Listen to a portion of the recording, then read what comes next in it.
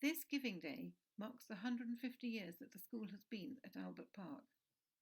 and this brief slideshow charts the school's expansion over these years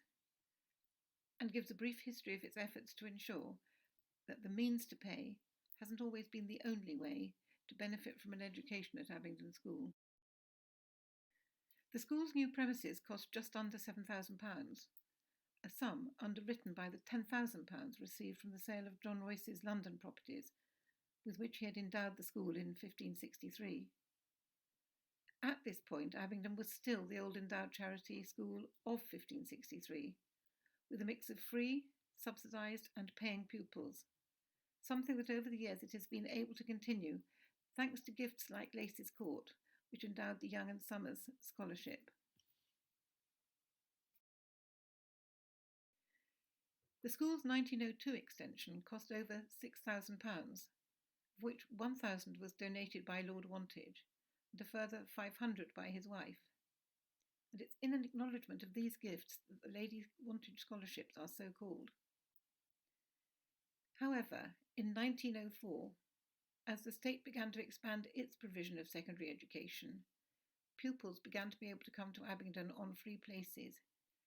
paid for by the local education authorities.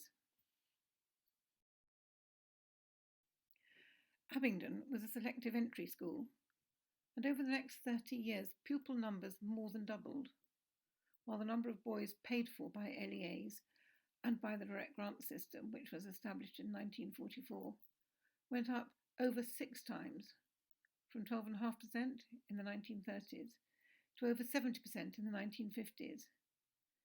meaning that by now only 30% of the school's income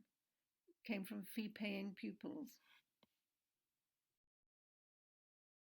This meant that in the mid-1960s, when the state began to abolish selective entry schools, replacing them with comprehensive schools, Abingdon's state-funded places began to be removed,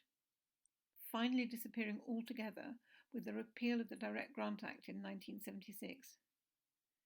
This is the point at which Abingdon became fully independent, the governors deciding to maintain it as a selective entry school, believing that the demand for such a school was still there, which, it would appear from pupil numbers, that it still was.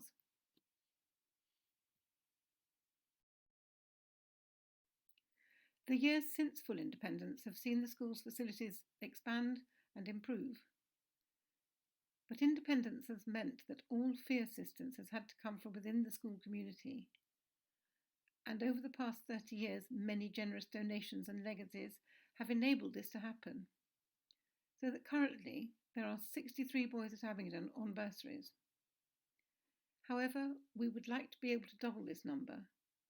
so that we can continue our historic commitment to providing both free and subsidised places at Abingdon School.